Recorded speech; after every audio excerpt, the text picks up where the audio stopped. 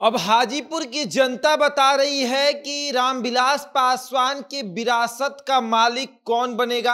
हाजीपुर की जनता से जब एक पत्रकार ने ये पूछा कि आप रामविलास पासवान की जो विरासत है, जो उनका लोकसभा है, वो किसके हाथ में सौंपना चाहते हैं, तो उन्होंने एक ऐसा जवाब दिया जिसे सुनकर आप भी कहेंगे कि क्या हो रहा है।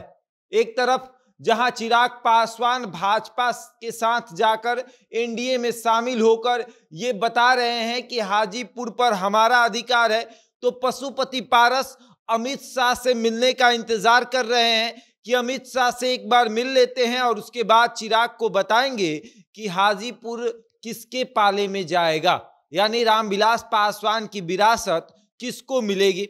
ये हम तमाम विषयों पर बात करेंगे, लेकिन उसके पहले नमस्कार, मेरा नाम शशांक पांडे है। आप जनता जंक्शन पर मुझे देख रहे हैं, कैमरे के पीछे विशाल खड़े हैं। और अब हम आते हैं हाजीपुर लोकसभा की, जहां शुरू से लेकर अभी तक पासवान यानी रामविलास पासवान की पारिवारिक विरासत चली आ रही है। रामविलास पासवान खुद वहां से 9 बार सांसद रहे और उसके बाद उनके भाई जो है पशुपति पारस, वो अब सांसद हैं।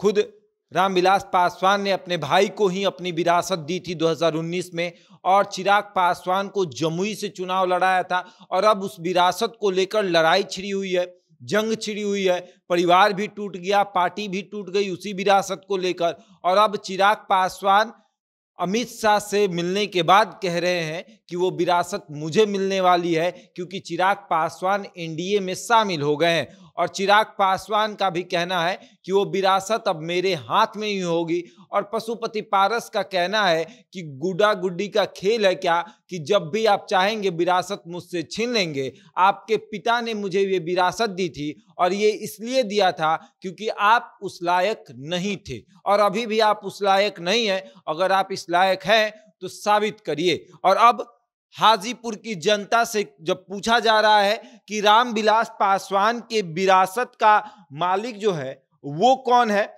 तो हाजीपुर की जनता कह रही है कि रामविलास पासवान की विरासत अगर देखा जाए तो चिराग पासवान को मिलना चाहिए, और हम चिराग पासवान को ही देंगे।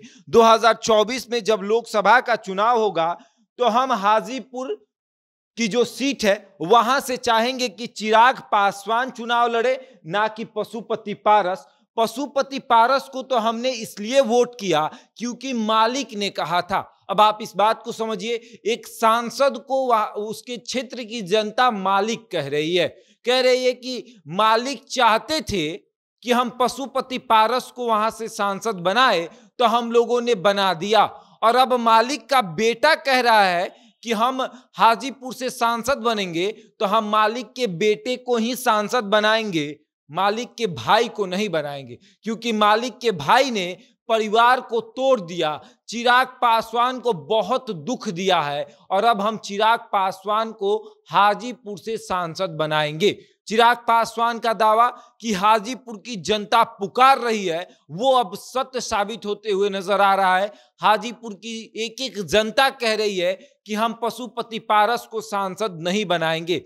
जब तक रामविलास पासवान सांसद थे वो खुद क्षेत्र में आते थे और पशुपति पारस भी क्षेत्र में आते हैं, लेकिन जब से पशुपति पारस सांसद बने हैं क्षेत्र में कम आते हैं और क्षेत्र की जनता से बात भी नहीं करते हैं। लेकिन चिराग पासवान के पास हम लोग चले जाते हैं और कहते हैं कि हम लोग हाजीपुर से आए हैं, तो जितना सम्मान वो देते हैं उतना सम्मान तो कोई नहीं देता है। मानो जैसे उनके घर का कोई सदस्य उनसे मिलने गया हो, उतना सम्मान चिराग पासवान हमें देते हैं। और जब वो सांसद बन जाएंगे तब तो ये और भी बढ़ जाएगा, और भी सम्मान देंगे और हमारे क्षेत्र का विकास भी होगा। इसीलिए हम चाहते हैं कि चिराग पासवान हाजीपुर से सांसद बने, और 2024 में जब वो यहाँ से आएंगे तो उन्हें घूमना भी नहीं पड़ेगा, उनके बिना घूमे वो यहां से जीत सुनिश्चित कर लेंगे।